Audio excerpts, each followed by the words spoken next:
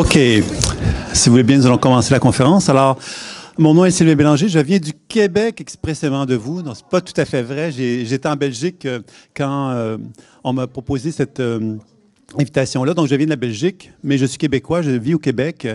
Et donc, j'ai été formé il y a 25 ans et plus, je ne compte plus tellement les années, avec un guérisseur qui s'appelait Ron Young, qui est un Américain qui maintenant habite en Italie. Et puis, j'ai découvert un monde merveilleux en le rencontrant parce qu'il m'a fait découvrir qu'il était possible de développer, donc, d'accéder à un monde subtil, finalement.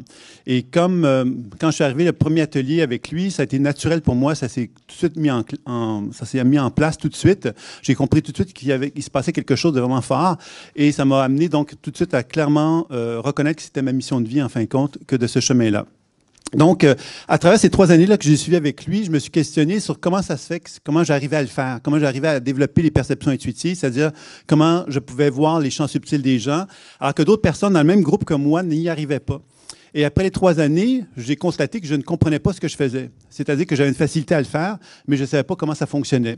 Et puis, je me suis dit, après ces 3 années-là, que ce serait peut-être intéressant d'apprendre à découvrir comment fonctionnait le processus intuitif pour arriver ensuite à l'enseigner, parce que c'était quelque chose qui était très fort en moi, qui était de vraiment amener à décortiquer en fin de compte les mécanismes permettant le développement de l'intuition. Et cette réflexion-là m'a amené vers l'imaginaire. Habituellement, il y a toujours une espèce des déceptions. Hein. Les gens sont déçus quand j'utilise le mot imaginaire parce qu'évidemment, ça nous ramène finalement à ce qui est accessible en chacun de nous. Hein, je ne vais pas vous parler de dons particuliers. Je vais vous parler finalement de l'utilisation de tout ce qu'on a en dedans de soi comme un moyen de voyager à l'intérieur de nous-mêmes. Alors, ça veut dire quoi? Ça veut dire que moi, si je veux voyager en dedans de moi, qu'est-ce que je vais faire?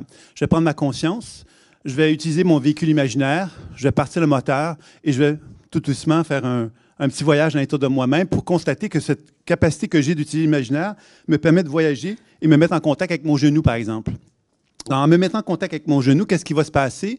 Si j'ai les yeux fermés et je suis attentif, je vais peut-être constater qu'il y a des images, des sensations et des mots qui vont se manifester à moi.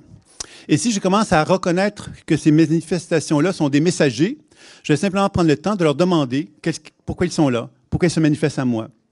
Et je vais constater alors qu'il y a un genre de dialogue qui va s'effectuer entre moi et mes perceptions. Un peu comme si mes perceptions étaient intelligentes, étaient dotées de sagesse intelligente finalement. Si je le fais sur madame ici, bien évidemment, c'est la même chose que je vais faire.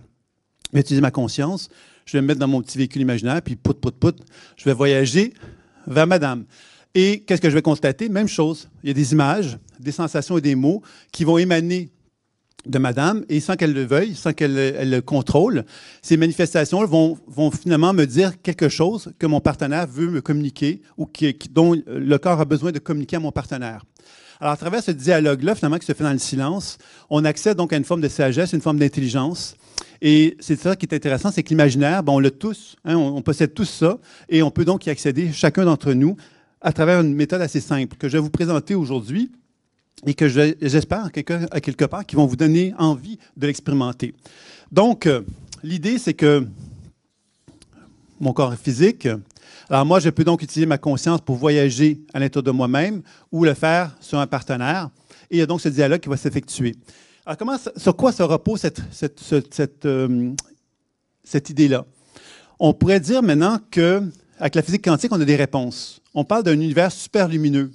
Je ne sais pas s'il y en a qui ont déjà entendu ce terme-là. Il y a Régis Dutheil, qui est un Français, qui avait mis en évidence l'idée qu'il existait un univers super lumineux. Il y a plusieurs physiciens de physique quantique qui émettent cette idée-là également.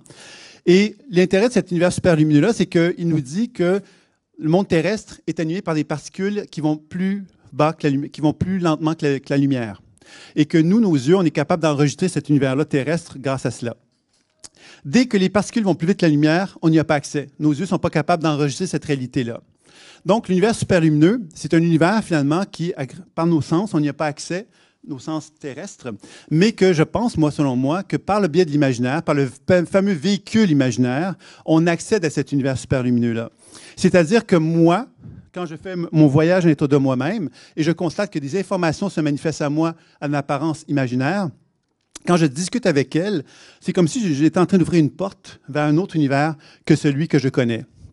Et cet univers-là, effectivement, va m'amener vers une immense intelligence qui va me permettre de découvrir que si je me laisse porter par cette intelligence-là, ben, il y a tout un processus d'évolution qui va se mettre en branle dans ma propre vie parce que je vais me sentir porté par quelque chose de plus grand que moi, qu'on pourrait appeler, bon, l'univers superlumineux. Il y en a qui pourraient dire leur Dieu, il y en a qui pourraient dire l'âme. Bon, il y a plein de termes qu'on pourrait donner à tout ça. Mais fondamentalement, moi, ce qui m'a intéressé, c'est l'aspect expérientiel. C'est-à-dire, c'est bien beau de parler avec des termes, hein, l'âme, bon, toutes sortes de choses comme ça, mais je pense que c'est encore plus important de l'expérimenter. Et moi, ma pratique, c'est ça que j'ai cherché à mettre en place. C'est une méthode qui nous permet donc de voyager dans cet univers superlumineux-là. Pourquoi faire ça? C'est ça que je vais vous présenter. Il y a plusieurs volets dans la pratique qui permettent de comprendre que ces voyages-là dans l'univers superlumineux vont me permettre, d'une part, de comprendre ma santé énergétique, psycho-émotionnelle et spirituelle, et ensuite à la soigner. Et c'est ça que je vais essayer de vous présenter tout au long de la conférence. Donc, s'il y a des questions, bien évidemment, faites-moi signe. On pourra regarder qu'est-ce qu'on peut faire pour répondre aux questions que vous pourriez avoir.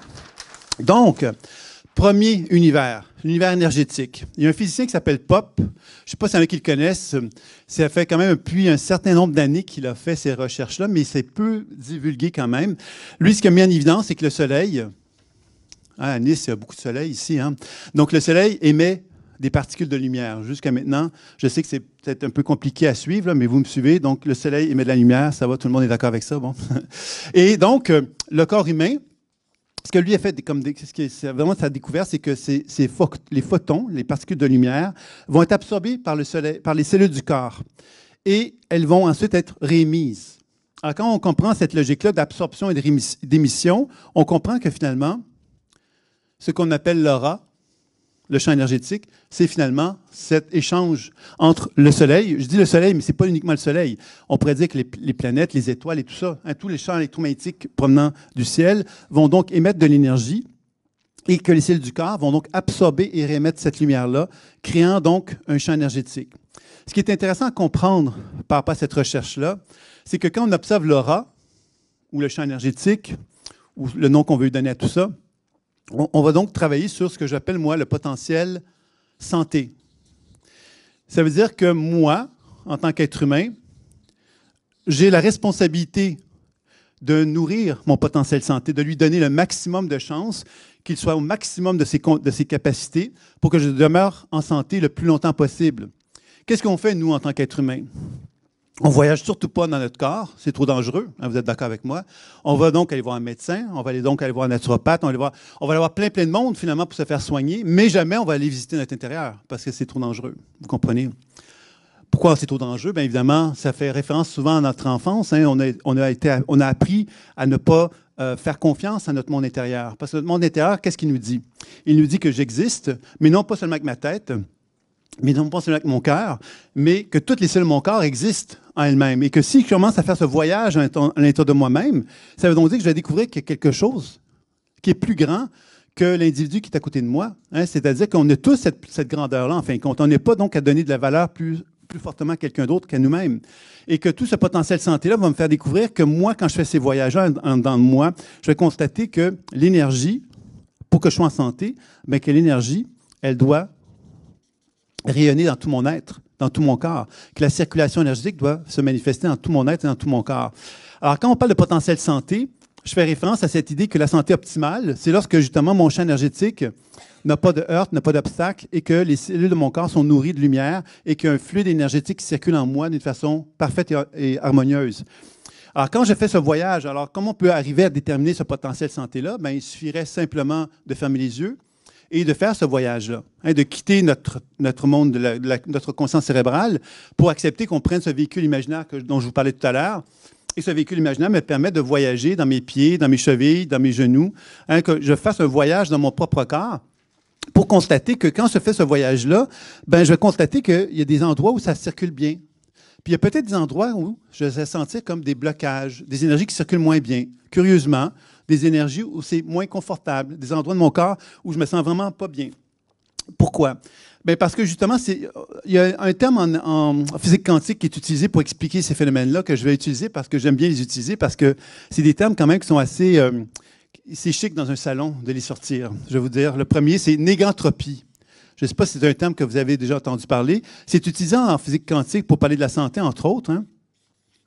Je vais vous dire qu'est-ce que ça veut dire, évidemment, là. Et entropie. Alors, qu'est-ce qui est intéressant à comprendre ici? C'est que quand l'énergie circule parfaitement harmonieusement dans mon corps, le champ énergétique va se trouver dans un rayonnement le plus équilibré possible. Ça veut donc dire que je suis en négantropie. Négantropie, ça veut dire quoi? Ça veut dire que je ne suis pas dans un état d'usure. L'énergie circule harmonieusement dans mon être d'une façon continue et fluide. Ça veut donc dire que mon potentiel santé est au maximum. Ça veut donc dire que je vais vieillir comme tout le monde, mais j'ai des chances de rester en santé beaucoup plus longtemps que d'autres êtres humains pour la simple raison que j'ai une circulation énergétique qui ne crée pas de friction et d'usure dans mon propre être. Maintenant, quelqu'un qui aurait plein de blocages au niveau énergétique, comme ceci, n'est pas malade. Elle peut être en très bonne santé. Sauf que ces frictions qui sont là génèrent des efforts dans sa structure énergétique pour arriver à rester en santé. Donc, le potentiel santé d'une personne comme ceci est moins élevé. Donc, si la personne ne fait rien pour prendre conscience de ces états de friction qui existent chez elle, avec le temps, elle va devenir malade. Elle va développer de la maladie. Ça va peut-être prendre des années. Mais toutes ces années-là, qu'est-ce que ça veut dire? Toutes ces années-là, cette personne va développer des tensions qui vont entraîner des inconforts dans son corps physique, qui vont entraîner des malaises, etc., qui vont l'amener donc tout doucement à aller voir un médecin, puis le médecin va dire « Ah, ben oui, j'ai trouvé quelque chose ».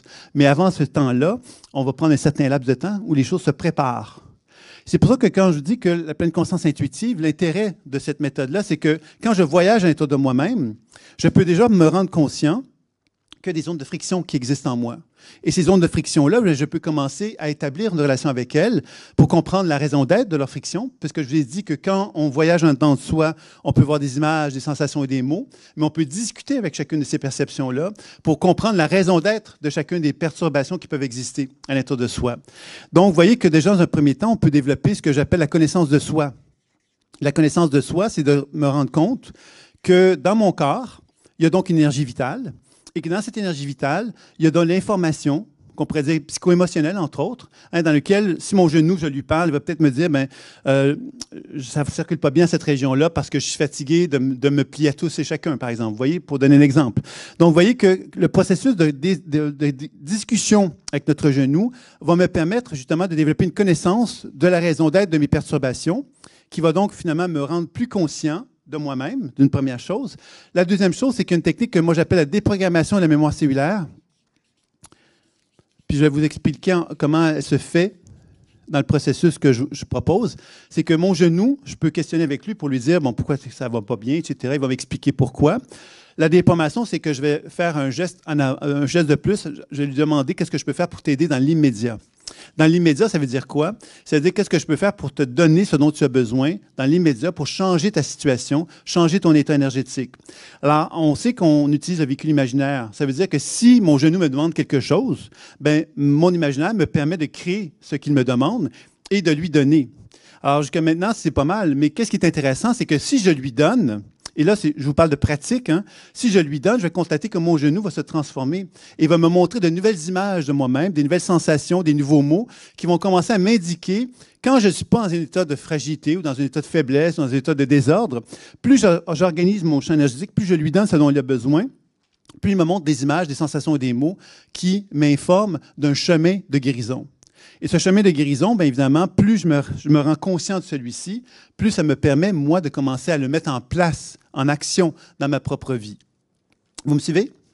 Donc, l'idée de la déprogrammation est très intéressante parce que ça veut dire quoi? Ça veut dire que toute forme de problématique de santé, quelle qu'elle soit, est un état. Et que cet état-là, on peut le figer. Le figer, ça veut dire quoi? C'est « je suis malade ». Je suis malade, ou j'ai tel problème, et ça s'arrête là. Mais quand on commence à reconnaître cette idée que tout est en mouvement, on comprend que la déprogrammation peut nous permettre d'accompagner le processus de guérison en n'étant pas justement identifié un état qui est figé. Parce qu'il faut comprendre que l'état figé, ça représente quoi? Ça représente ce que je dirais l'ancien paradigme. L'ancien paradigme, c'est qu'il n'y a pas si longtemps, on disait, par exemple, que les gènes ne bougeaient pas, que le bagage génétique était figé, que ça ne bougeait pas. On héritait un bagage génétique et ça s'arrêtait là. Aujourd'hui, on comprend que ce n'est pas vrai. On peut changer notre bagage génétique. Alors, on comprend ici qu'avec la physique quantique, que tout est mouvement. Et que tout est mouvement, ça veut donc dire que nous, dans notre tête, pendant longtemps, on a cru que la maladie était un état figé. mais que là, on commence à se rendre compte que cette maladie n'est peut-être pas un état figé, mais un état quelque part qu'on avait figé, parce qu'on n'avait pas la conscience suffisamment développée pour se rendre compte que tout était mouvement. Et qu'actuellement, il y a une révolution, quelque part, qui se fait doucement dans la tête des êtres humains, puis on peut imaginer que dans 100 ans, ou je ne sais quoi, il va y avoir une conscience de plus en plus élevée par rapport à tout ça, qui va devenir naturelle, hein. C'est que tout est mouvement et que la déprogrammation peut amener des changements dans l'état qu'on perçoit. Donc, plus on crée ce mouvement-là, plus on favorise donc un processus de guérison qui va se mettre en place. Et le troisième volet qu'on va utiliser, c'est le soin, comme le transfert d'énergie. Il y a plein de techniques énergétiques, hein. Moi, j'en propose plusieurs dans l'enseignement qui est proposé, mais l'idée, c'est de rétablir simplement les flots énergétiques pour augmenter le potentiel d'auto-guérison. Alors, en faisant ces trois pratiques-là, ben, on apprend justement à rétablir de plus en plus le champ énergétique de notre être, si on le fait sur soi, si on le fait sur un partenaire, même chose, et on va donc augmenter ce que j'appelle la négantropie. La négantropie étant donc l'état où l'énergie circule de plus en plus harmonieusement à l'intérieur de soi. Donc ça, c'était pour le potentiel santé. Donc ça veut dire qu'à travers donc, la pleine conscience intuitive, on va observer le champ énergétique, ou l'aura. On va observer donc le potentiel biolumineux que les cellules émettent dans le corps. Et ce potentiel biolumineux-là, lorsqu'il est perturbé, on comprend qu'il est associé donc à une perturbation des cellules de notre corps. OK? Et ça veut donc dire qu'on peut, nous, par le biais de le questionnement, comprendre la nature du problème, le déprogrammer et le soigner pour rétablir le flot énergétique chez soi ou chez un partenaire si on le fait sur un partenaire. Ainsi, on va augmenter notre potentiel santé. Ça va? Ça, c'était le premier chapitre que je voulais vous présenter. Le deuxième chapitre, c'est le potentiel plus psycho-émotionnel. Donc, et on parle toujours donc de ce qu'on observe dans l'aura pour arriver à vous présenter ce que je vais vous présenter. Donc, moi, quand j'ai commencé ma pratique intuitive, que j'ai commencé à recevoir un enseignement, ce que je voyais énormément chez les gens, c'était les personnages. C'est-à-dire que ça, c'est l'aura, donc fameux rayonnement biolumineux des cellules. Alors, on pourrait dire que le rayonnement biolumineux des cellules, c'est donc de l'énergie. Hein, je constate que le champ énergétique peut être équilibré ou ne pas être équilibré. Quand on commence à découvrir le monde psycho-émotionnel, on constate que dans cette énergie-là, il y a de l'information. De l'information, ça veut dire quoi? Je vais vous donner un exemple. Dans mon chakra racine, je peux sentir un blocage, mais si je questionne mon chakra racine, je peux constater que ce chakra racine-là est en relation avec un événement de mon enfance. À l'âge de 6 ans, je me suis senti abandonné, par exemple. Et si je commence à porter attention par un entraînement à observer les mémoires qui animent le champ énergétique, je vais constater que le blocage du chakra racine est donc en relation avec une mémoire de moi-même à l'âge de 6 ans qui s'est senti abandonné. Alors, qu'est-ce que je vais faire? Je vais m'adresser à lui et il va me répondre. Comme s'il existait, comme si moi, j'ai plus 6 ans. Hein, j'ai mes cartes à l'appui pour ceux qui ne me croiraient pas. J'ai plus 6 ans, donc à quelque part, ce que je traîne en moi, c'est des blessures, finalement, qui n'appartiennent pas à mon histoire actuelle. Et ces blessures-là, qu'est-ce qu'elles vont faire? Ben, elles vont finalement programmer en quelque sorte une dynamique. Ainsi, je me suis senti abandonné à l'âge de 6 ans. La fameuse loi de l'attraction, hein, fait que moi, j'en suis pas conscient, mais j'ai ma blessure d'abandon qui est là. Et qu'est-ce que je vais faire? C'est que l'univers va me mettre sur mon passage des individus qui vont simplement me faire revivre cette expérience d'abandon-là. Pourquoi? Parce que l'univers, qu'est-ce qu'elle veut? Elle ne veut pas quelque part nous faire du mal. Elle veut nous dire, Sylvain, tu as une blessure d'abandon, il faudrait que tu apprennes à faire la paix avec elle. Mais moi, comme je ne veux pas, parce que je suis en entêté, ben, je vais la rejeter, je vais la refuser. Et si je fais ça, qu'est-ce qui va se passer? Je vais rencontrer sur mon passage des gens qui vont activer cette blessure d'abandon-là, et je vais la revivre. Et si je suis très, très entêté, ben, je vais peut-être la revivre très longtemps. Et peut-être que je ne la réglerai jamais parce que je n'aurais jamais été capable d'y faire face parce que c'était trop douloureux, mais j'aurais eu une vie difficile parce que j'aurais répété constamment le même genre d'expérience émotionnelle de cet ordre-là. Vous me comprenez, ça va? Donc ça, c'est une des informations qu'on peut retrouver dans le champ énergétique, donc des mémoires. C'est en fait compte mon histoire personnelle, c'est-à-dire les blessures de mon enfance, de ma vie, qui vont se retrouver dans le champ énergétique et qui vont indiquer que moi, à mon insu, je me suis fermé à quelque chose. Et cette fermeture-là, c'est ce qu'on appelle l'énergie dissociée, c'est-à-dire qu'une énergie, à quelque part, qui n'est pas en accord avec moi, je suis en conflit avec cette énergie-là, ça ne paraît pas, hein? Mais, quelque part, ces conflits-là font que je vais attirer vers moi des relations qui ne sont pas en harmonie avec mon être, finalement. Les autres types de mémoires qu'on va retrouver également, c'est ce qu'on peut appeler les mémoires familiales. l'histoire familiale, en fin de compte. Hein. Par exemple, je pourrais voir un grand-père, un arrière-grand-père, par exemple. Et il pourrait très bien être en relation avec ceci, c'est-à-dire que lui-même pourrait avoir vécu une expérience d'abandon de la même façon que moi, je l'ai vécu à l'âge de 6 ans. Donc, on comprend évidemment qu'à ce moment-là, il peut y avoir des augmentations, des amplifications de la blessure d'abandon parce que là, il y a des résonances qui s'effectuent. Résonance, ça veut dire quoi?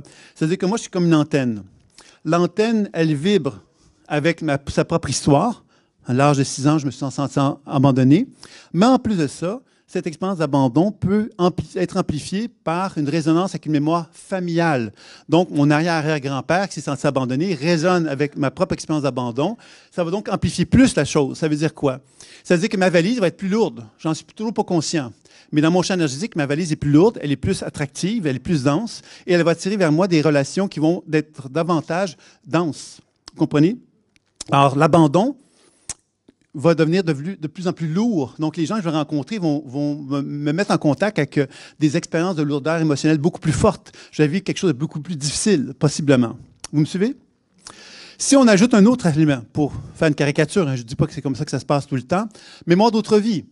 On va prendre une image, je ne sais pas moi, romantique, bon, une dame aperçument amoureuse d'un centurion à Rome.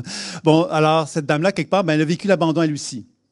Donc, encore là, il peut y avoir une résonance qui va s'accoupler de cette façon-là. Cette résonance-là, qu'est-ce que ça veut dire? Ça veut dire que moi, je deviens de plus en plus chargé. Je commence à être très, très lourd. Hein. Mes valises, heureusement qu'il y a des roulettes avec les valises, ça peut faciliter, mais elles sont de plus en plus lourdes. Ça veut donc dire quelque part que les charges, les genres de relations que je vais attirer vers moi vont être dotés d'une lourdeur encore plus grande. Vous comprenez? Et c'est là qu'on arrive à comprendre qu'est-ce qui se passe dans le cas d'entité, par exemple. Quand on dit « je suis possédé par quelque chose hein, », c'est souvent parce que ces résonances-là sont tellement devenues fortes, elles sont tellement chargées émotionnellement parlant, que l'expérience d'abandon que je vis ici est devenue tellement lourde due aux résonances qui viennent encore plus alourdir dans mon champ énergétique cette lourdeur-là. Ça fait que moi, mais la seule chose que je veux, c'est de dire, c'est pas à moi, cela. Hein, c'est pas à moi. Ce matériel-là n'est pas à moi. Donc là, on va avoir l'impression qu'on se fait envahir par quelque chose parce que cette densité-là d'émotions est tellement devenue forte qu'on n'est plus capable de vraiment s'en dissocier complètement. On est vraiment affecté dans notre champ énergétique. Donc, c'est ça qui va expliquer quelquefois ce genre de situation-là. Donc, vous voyez que la pleine conscience intuitive, qu'est-ce qu'on va chercher à faire dans les lectures de l'aura au niveau psycho-émotionnel, c'est qu'on va chercher justement à voyager dans les mémoires dont je vous parle pour, dans le premier temps, discuter avec elles. Discuter avec elles, ça veut dire quoi? Ça veut dire que chacune de ces énergies-là, elles ont une conscience distincte. C'est-à-dire qu'elles ont l'impression, elles, d'exister complètement. Et quand on discute avec elles, elles vont nous répondre, elles vont nous exprimer des choses, elles vont interagir avec nous de la même façon. Donc, quand on commence à comprendre ça, ça veut donc dire que le travail va consister, si on reprend l'exemple comme celui-ci, c'est qu'on pourrait dire, tiens, je vais commencer à faire un travail avec la mémoire d'autre vie. Qu'est-ce que je vais chercher à faire?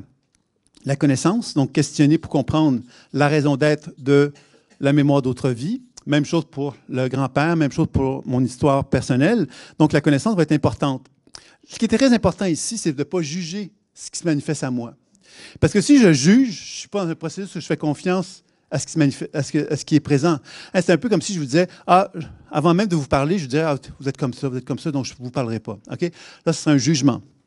Si, par contre, je reconnais que je suis dans une position de témoin, la position de témoin dans ce voyage-là est importante parce que la position de témoin fait que tout ce qui se manifeste à moi, je l'accueille, je l'accepte. Je ne pars pas du principe que ça c'est bien ou ça c'est mal. J'accepte tout ce qui est présent à moi.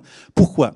Parce que c'est le seul moyen pour moi de faire confiance au processus intuitif, aux perceptions imaginaires qui vont se manifester à moi, que de les accepter en leur demandant quel est leur message, quelle est leur raison d'être. Et c'est comme ça que je vais développer ma connaissance de moi-même ou la connaissance de mon partenaire si je le fais sur quelqu'un d'autre. Donc ça, c'est une étape bien, bien importante. Donc, si une dame avec pas de dents, avec une grosse bosse sur le dos, les cheveux blancs, puis qui a la méchante, puis qui se met... ben non, on ne la jugera pas. On va simplement lui demander, qu'est-ce que tu fais là? Pourquoi tu es comme ça? Qu'est-ce qui se passe? Parce qu'il faut comprendre que la mémoire, finalement, pourquoi elle se manifeste sous des formes, des fois, qui ne sont pas très attrayantes? C'est de la souffrance. Bien souvent, c'est de la souffrance. Et finalement, ça serait un peu dommage de commencer à dire à une mémoire, mémoire, tu es trop souffrante pour moi, je ne veux pas t'avoir. Parce que si elle est là, cette mémoire-là, puis elle souffre, C'est parce qu'elle résonne avec moi. C'est donc dire qu'elle a quelque chose à me transmettre, quelque chose que je dois m'approprier également. Donc, c'est pour ça que la première étape, c'est pas de jugement, prendre le temps d'observer qu'est-ce qui est là, quelle que soit l'information, et de s'adresser à elle en lui demandant c'est quoi son message. Parce que notre objectif, c'est donc de comprendre qu'il y a une résonance qui s'effectue entre moi et cette information-là. Donc, la connaissance va être l'étape première. Ensuite, la déprogrammation. Dans ce cas-ci, c'est la même chose qu'on va chercher à faire que dans le champ, que face au champ énergétique.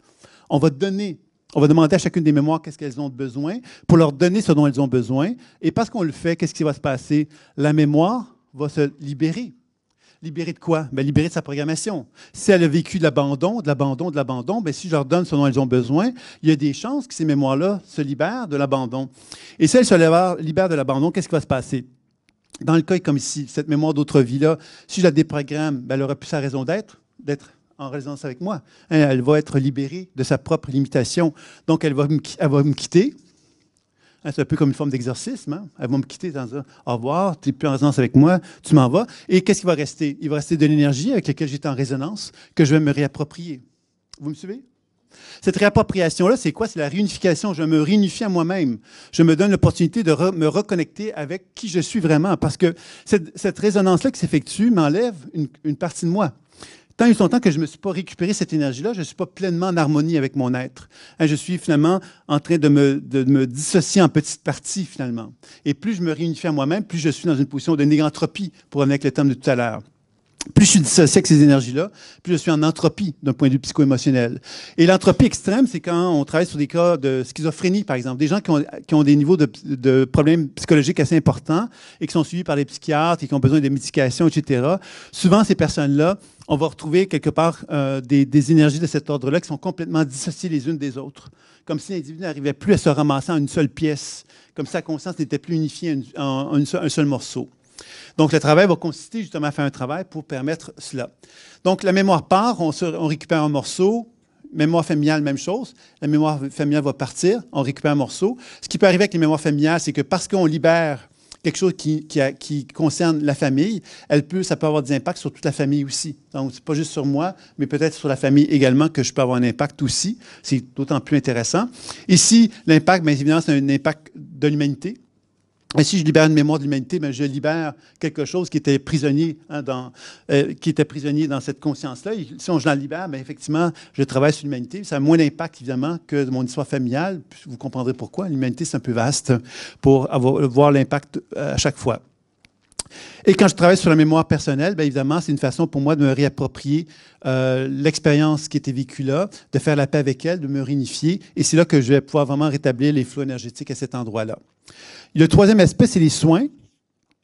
Alors, dans la pratique, bien évidemment, ce qui peut être intéressant, c'est qu'on peut constater qu'il est possible de voyager dans la perception, un peu comme si je deviendrais tout petit et j'irais travailler sur cet enfant de 6 ans-là. Donc, je peux faire un soin qui va permettre justement encore plus fortement la déprogrammation et la libération de la mémoire à ce moment-là, qui va favoriser donc un processus de guérison psychique plus important à ce moment-là. Ça va? Donc ça, c'était pour l'aspect psycho-émotionnel. Le troisième aspect, c'est le spirituel.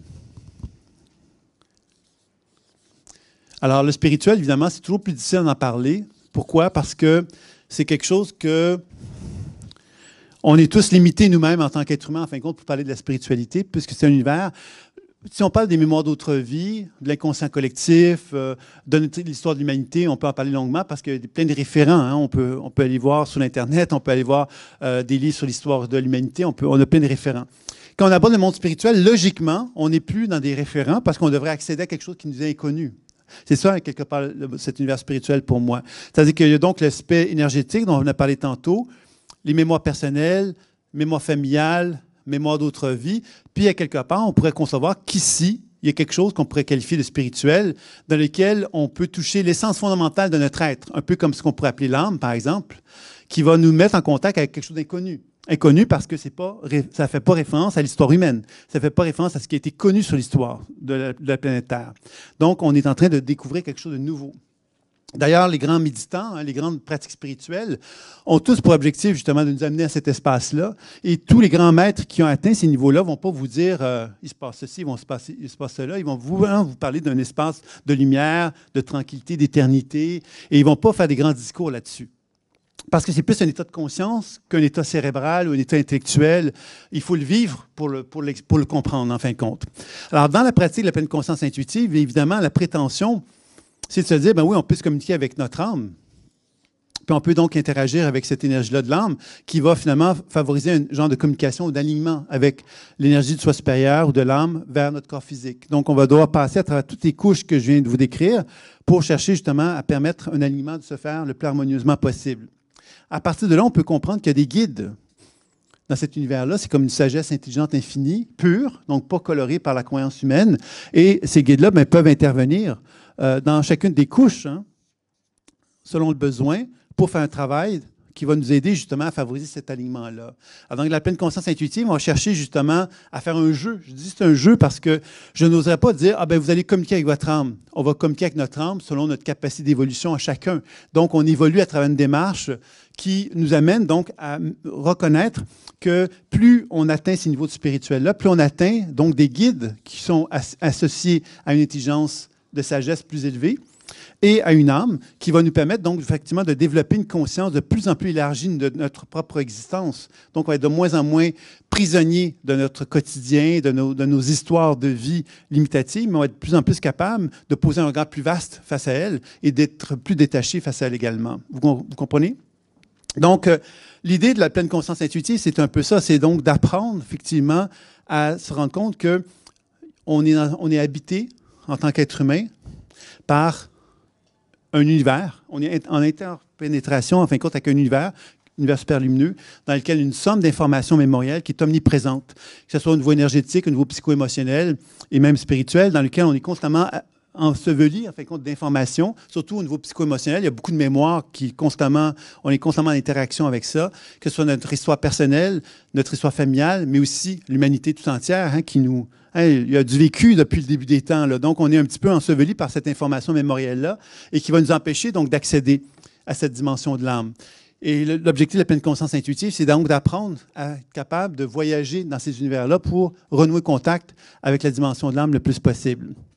C'est un peu le programme qui est proposé dans le cadre de l'enseignement que j'enseigne. Donc, je ne sais pas s'il y a des questions, parce qu'habituellement, je finis avec une expérimentation avec une personne dans la salle. Évidemment, c'est quelqu'un qui veut bien se prêter au jeu. Bon, mais voilà. Il y en a toujours une petite vite qu'on appelle, là, tu sais, qui se présente avant que tout le monde ait eu le temps de réagir. Votre prénom, c'est? Cindy. OK. Oui, bien sûr, pas de problème. Juste les questions, c'est avant l'expérimentation ou après? Parce que vous avez demandé une question. Dites-moi la question, allez-y. Je vous laisse, ça va être avant. Juste avant la spiritualité, c'était donc les connexions. Est-ce qu'on fait le choix à un moment donné de dire à l'enfance, à la famille ou à la mémoire universelle pour des mémoires émotionnelles? L'idée de la pleine conscience intuitive, c'est de devenir un voyageur. Un voyageur qui contrôle la situation. C'est-à-dire qu'il peut décider de dire, je vais aller voir qu'est-ce qui s'est passé à l'âge de 2 ans. Je vais aller voir une mémoire familiale X, Y, Z. Je vais aller voir une mémoire d'autre vie. On peut vraiment donc avoir une volonté de décider où est-ce qu'on veut aller. C'est ça qui est la qualité de la chose, parce que si on a un contrôle de où est-ce qu'on veut aller, on risque donc finalement d'être un voyageur plus habilité, en fin de compte, qu'un voyageur qui se dit, ben on m'a amené là, je ne sais pas pour quelle raison. Vous comprenez? Il y a quelque chose de libéral. Moi, j'aime bien l'idée d'être libre. Avec les guides, même chose. Un guide, on peut faire venir un guide à tout moment, puis à tout instant, il n'y a pas de problème. C'est simplement une intention qui vient gérer notre façon de faire. C'est ça, voilà. C'est bien ce que je voulais savoir et j'ai la bonne réponse. OK. Mais merci. Je suis content d'avoir donné la bonne réponse. Cindy, je n'ai pas oublié.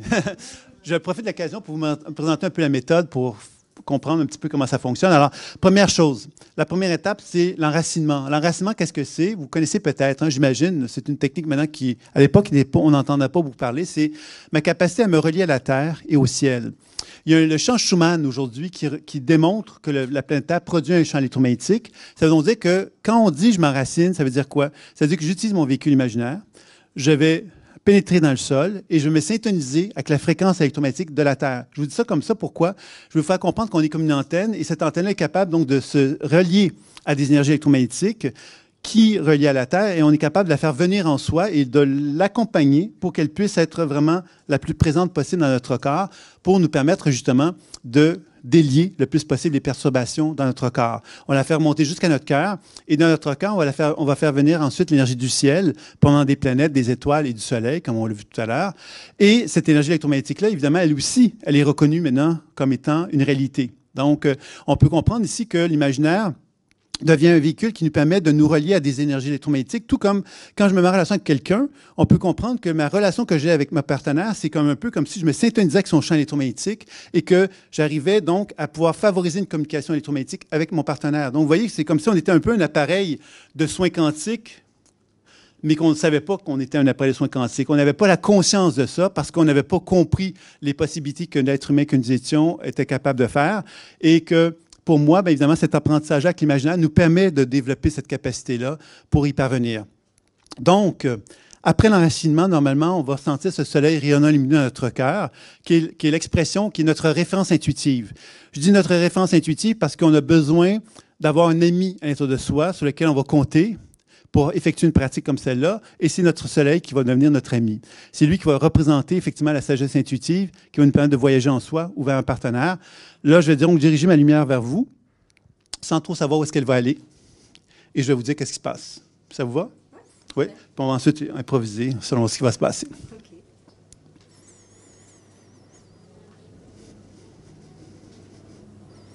C'est la gorge, où ça se manifeste dans un premier temps.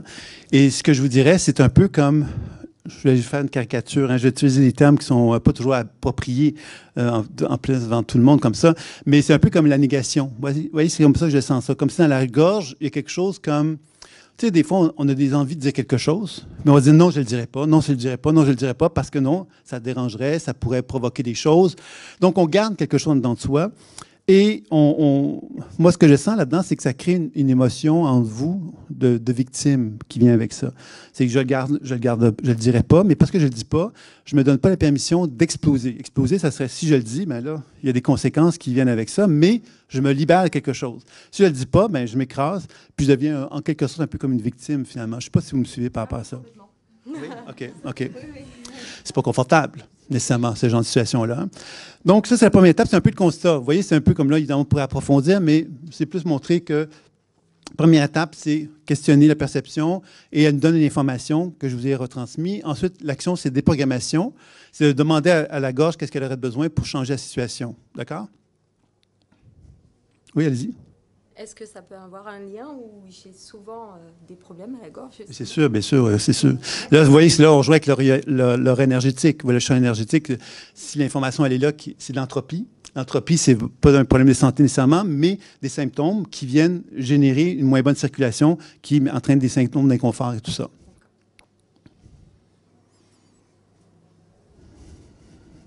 Oui, c'est la liberté, évidemment, qui est demandée dans la gorge, mais une liberté qui monte vers le ciel, vous voyez? Et cette liberté-là qui monte vers le ciel, c'est comme un peu comme une démarche spirituelle ou quelque chose qui n'est pas centré, qui n'est pas aligné vers le sol. Un peu comme quelqu'un qui se dit, ben moi, ce que je veux, c'est, je vais donner un exemple, je vais aller sur Mars, OK? Moi, sur Mars, je suis très confortable, j'ai pas de problème de communication là-bas, tout le monde me comprend, j'arrive à communiquer avec les Martiens, ils m'aiment bien, je les aime bien, bon, puis voilà. Donc, j'aime mieux être là qu'ici. Vous voyez, c'est un peu le style. Alors, vous comprenez un peu ce que je veux dire par ça? Oui. C'est un peu comme une recherche que moi, je sens que vous êtes un petit peu trop dans cette direction-là et peut-être pas assez dans la dimension terrestre. Vous savez? Alors là, on va essayer de voir comment ça peut changer. Ça va? Oui. Vous êtes sûr que vous voulez changer, là? Parce que ça va changer votre vie complètement, là. Oui.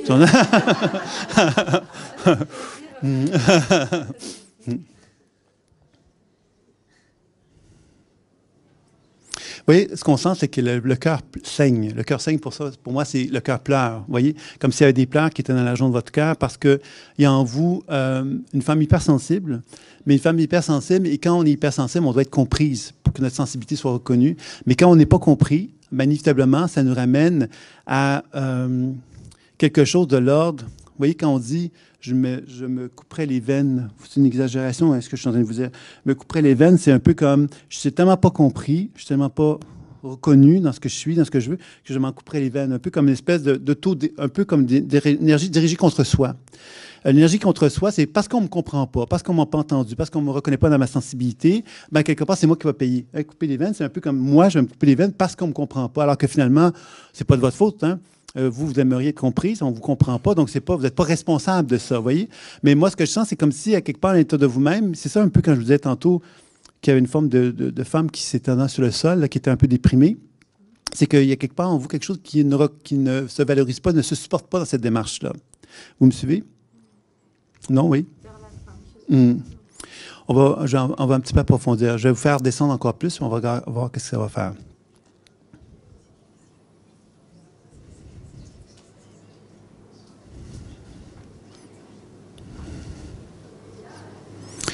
Oui, c'est un peu comme une femme qui mérite mieux, OK? Et la femme qui mérite mieux, pour moi, c'est une femme qui s'aligne vers une dimension d'alignement avec elle-même. Je mérite mieux, je suis extraordinaire, je suis fantastique, je suis merveilleuse. Vous voyez? Donc ça, je mérite mieux parce que je suis tout ce que je viens de dire. Alors tout ça, évidemment, c'est une belle chose. Maintenant, dans cet élan-là, quelque part, de dire je suis merveilleuse, fantastique, extraordinaire, supposons que les gens qui sont devant nous ne disent pas qu'on est merveilleuse, fantastique, extraordinaire. Ben, à ce moment-là, effectivement, on se dit, mais comment ça se fait qu'ils ne voient pas? Ils ne voient pas qu'est-ce que je suis? Il ne voit pas qu'est-ce que je mérite. Il ne voit pas qu'il devrait se comporter comme ceci. Il ne voit pas qu'il devrait... Vous voyez, il y a plein d'attentes derrière les mots que je viens de vous dire. C'est un peu comme parce que je suis extraordinaire, on devrait se comporter avec moi d'une façon extraordinaire. Et c'est là qu'il y a un piège, parce que je pense que vous avez assumé le fait que vous êtes extraordinaire et vous n'avez pas demandé aux autres de vous reconnaître que vous êtes extraordinaire. C'est à vous de vous comporter comme tel. Et les autres vont devoir finalement s'ajuster à cette réalité-là. Sinon, vous allez simplement leur dire au revoir parce qu'ils ne vont pas correspondre à vos besoins. Vous comprenez? Alors, pour moi, il y a quelque chose là-dedans de fort dans le bas de votre corps que vous avez à développer à ce niveau-là. C'est-à-dire que vous êtes une femme qui pourrait paraître cool, je vais dire ça comme ceci, hein, pourrait paraître sympathique, douce, adaptable, mais finalement, au fond de vous, il y a une femme beaucoup plus puissante. Et cette femme puissante-là, évidemment, c'est gênant de la montrer parce que ça touche la prétention.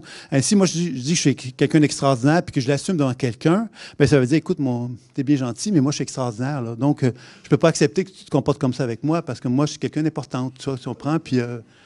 toi, tu l'es peut-être moins que moi. Donc, vous voyez, alors, ça implique quelque part une prétention. Mais la prétention, c'est une belle chose. Hein. Pour moi, c'est quelque chose qui touche la foi en soi. Quand je reconnais que je suis important, c'est que je reconnais quelque part que j'existe puis que j'ai autant le droit d'exister que quelqu'un d'autre. Il ne s'agit pas de dire j'existe plus que l'autre, mais il s'agit de dire j'existe autant que l'autre. J'ai autant le droit que l'autre d'exister. Ça fait de vous une femme qui devient beaucoup plus puissante et forte à ce moment-là. Et au niveau de la communication, c'est certain que vous êtes en mesure de pouvoir verbaliser beaucoup plus librement ce que vous êtes parce que vous n'avez plus la gêne ou la timidité ou l'attente envers les autres. Je ne sais pas comment vous recevez cette idée-là. Vous êtes d'accord? Oui. Puis la dernière étape, c'est le soin énergétique. Donc, simplement faire bouger un peu l'énergie dans votre corps. On va faire ça simplement.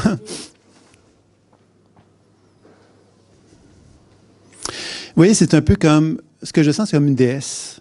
Alors, la déesse, c'est je suis belle, je suis douce, je suis fine, je suis transparente, mais en même temps, je suis fragile. Pourquoi je dis ça? Parce que cette femme-là, effectivement, elle a besoin du regard extérieur. Et ce regard extérieur-là peut la démolir comme peut la mettre sur un piédestal. Et moi, je pense que c'est là que vous avez à développer votre propre regard extérieur sur vous-même. Vous regardez le miroir, puis de commencer à vous voir dans votre beauté, mais à commencer à voir que cette beauté-là, quelque part, doit être protégée par quelqu'un. Il y a un gardien de sécurité. Gardien de sécurité, s'il vous plaît. Un gardien de sécurité...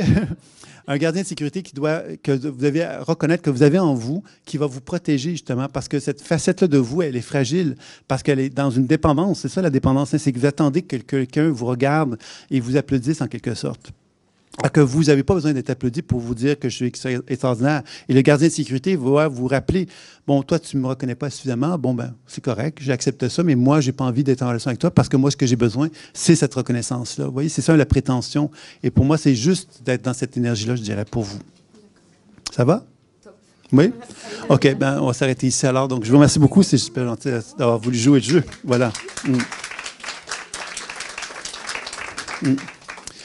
Donc, alors bien évidemment, le temps passe, puis je voulais prendre le temps de faire une bonne démonstration. Donc, si vous êtes intéressé pour pouvoir poursuivre notre conversation, ben, il y a je suis au stand, je pense qu'il n'y a pas de numéro de stand, mais je suis à mon stand. Alors, est-ce qu'il y a des gens qui auraient des questions? Peut-être une dernière question avant de terminer, rapidement, par contre, parce qu'il ne reste pas beaucoup de temps. Oui?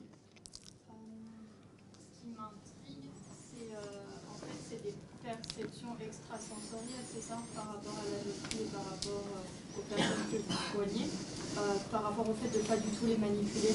Vous ne sentez pas leur énergie? Vos mains, vous n'avez pas la... Non, ben j'ai volontairement pas choisi de mettre mes mains. Pourquoi? Parce que la majorité des gens qui font des soins énergétiques vont avoir besoin de mettre leurs mains. Moi, ce que j'aime bien, justement, c'est de ne pas leur demander de faire ça pour la simple raison qu'on peut très bien le faire sans les mains. Et c'est ça qui est intéressant. Quand vous dites extrasensoriel, c'est que les sens, c'est quoi? C'est toucher, les sensations, entendre, voir. Donc, ce que j'ai utilisé, c'était un toucher, mais un toucher sensoriel qui était plus de l'ordre de mon attention qui était portée vers son corps, puis je captais des choses. Vous voyez, c'est une interaction. Et plus on rentre dans la matière, mais évidemment, on peut toucher le corps, ça n'empêche pas. Hein, j'aurais pu toucher son corps, mais j'étais un peu gêné devant tout le monde comme ça.